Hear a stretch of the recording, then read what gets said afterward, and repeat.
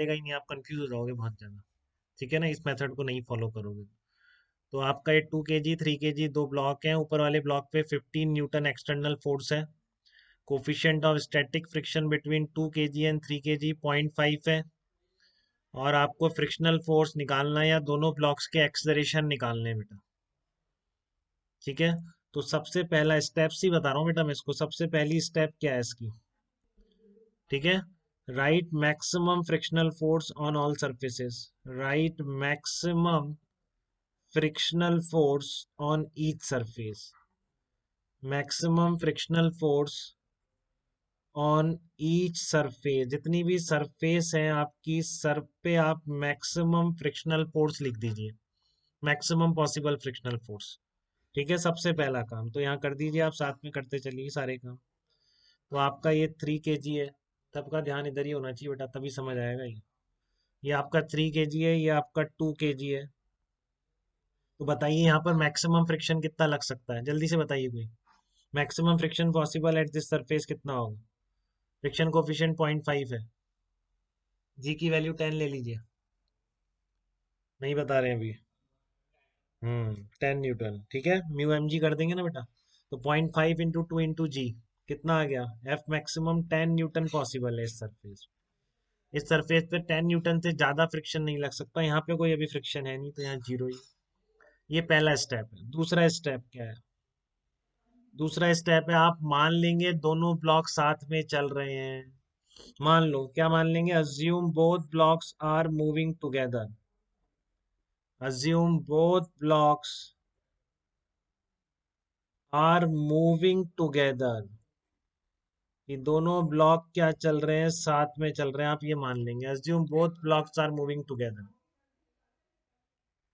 Step number 2 देख रहे हैं ना बेटा? स्टेप एकदम, ये इसकी स्टेप नंबर 1 है, ये आपकी स्टेप नंबर 2 है। ये आपने मान लिया दोनों ब्लॉक साथ में चल रहे हैं, ऐसा मानते हुए आप दोनों का कॉमन एक्सेलरेशन निकालिए। ठीक है, दोनों ब्लॉक साथ में चल रहे हैं तो आप दोनों को सिस्टम ले सकते हैं, फ्रिक्शनल फोर्स का रोल फिर खत्म हो जाएगा। ठीक है ना, जब आपने दोनों को सिस्टम ले दिया तो फ्रिक्शनल तो इंटरनल फोर्स हो गया ना उनका। एक्सटर्नल फोर्स कौन सा दिख रहा है अभी आपको? 15 न्यूटन दिख रहा है। नीचे अगर फ्रिक्शन होता तो वो भी लग जाता है इसमें, बट अभी है नहीं। ठीक है, तो assume both blocks are moving together, तो net force equal to total mass कितना है? 5 इंटू ए।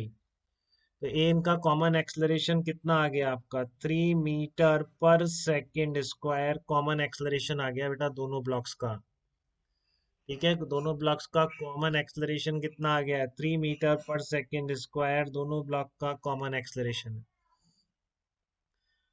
स्टेप नंबर 3 देखिए, आपका कॉमन एक्सलरेशन आ गया। अब आप चेक करेंगे कि देखो ध्यान से बिल्कुल, अब आपको रोल समझ में आएगा। स्टेप नंबर 1 है आपकी ये आपकी स्टेप नंबर 2 है। स्टेप नंबर 3 पर आप क्या करेंगे? आप देखेंगे कि इसमें जैसे 3 kg वाला ब्लॉक है, इसको चलाने वाला कौन सा है बेटा? फ्रिक्शनल फोर्स के अलावा और कोई तो चला नहीं सकता इसको। ठीक है, तो 3 kg के लिए रिक्वायर्ड फोर्स कितना होगा इसको चलाने के लिए? इस एक्सलरेशन से, अगर को हम साथ में चल रहे हैं तो इसको इसी एक्सलरेशन से चलना पड़ेगा ना। तो 3 kg फोर्स को, इसको एक्सलरेशन 3 मीटर पर सेकेंड स्क्वायर देने के लिए रिक्वायर्ड फोर्स कितना होगा? तो क्या लिख रहा हूं मैं? Required force for 3 kg। Required force for 3 kg कितना होगा इसको 3 मीटर पर सेकेंड स्क्वायर से चलाने के लिए? तो आप कैसे निकालेंगे बताओ जल्दी से? रिक्वायर्ड फोर्स कितना है? 3 kg के ब्लॉक को 3 मीटर पर सेकेंड से स्क्वायर से चलना है, तो कितना फोर्स लगना चाहिए इस पर? 3 kg ब्लॉक पर एम इंटू ए से लिख सकते हैं बेटा। 3 into 3 equals to 9 newton force चाहिए। तो बस स्टेप 3 के बाद आप चेक करेंगे क्या 9 न्यूटन अवेलेबल है या नहीं। कहीं ऐसा नहीं हो 9 न्यूटन अवेलेबल ही ना हो। तो 9 न्यूटन कौन देगा 3 kg को चलने के लिए? जो आपने फ्रिक्शन निकाला है 10 न्यूटन। तो अब आप चेक करिए मैक्सिमम अवेलेबल फोर्स क्या 9 न्यूटन से ज्यादा है क्या? तो जैसे ही आपने यहाँ पर चेक करा कि आपको दिख जाएगा, फिर यहाँ पर मैक्सिमम फ्रिक्शनल फोर्स कितना है? 10 न्यूटन पॉसिबल है, कितना चाहिए? 9 न्यूटन। तो मिल जाएगा आराम से, क्या दिक्कत है? ठीक है, तो स्टेप नंबर 4 वही चेक रहता है कि ये साथ चलेंगे या नहीं चलेंगे। तो आप यहाँ बोलेंगे because 10 Newton is greater than 9 Newton, तो ये दोनों क्या चलेंगे? साथ में चलेंगे, मूव टुगेदर। ठीक है, तो अब अलग अलग सिस्टम लेने की जरूरत नहीं है आपको। स्टेप 4 में अगर साथ चलते हैं तो जो आपने कॉमन एक्सलरेशन निकाला था, ठीक है, जो आपने कॉमन एक्सलरेशन निकाला था वही इनका आंसर आ जाएगा।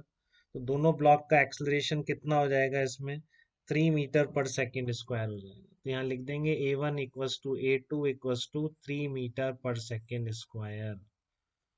ठीक है। बट मैं यहाँ पर ये पूछना चाहूंगा कि आपका मैक्सिमम, यहाँ पर जो आपने 3 मीटर पर सेकेंड स्क्वायर निकाल लिया, अब यहाँ पर फ्रिक्शनल फोर्स कितना है। तो 3 kg का एक्सलरेशन 3 मीटर पर सेकेंड स्क्वायर है, तो उस पर फोर्स कितना लगेगा, 9 न्यूटन ही लगेगा ना बेटा। तो यहाँ 10 न्यूटन आंसर मत बोल देना आप, क्योंकि रिलेटिव स्लिपिंग स्टार्ट ही नहीं हुई है, स्टैटिक फ्रिक्शन लग रहा है दोनों के बीच। दोनों के बीच क्या लग रहा है, स्टैटिक फ्रिक्शन लग रहा है।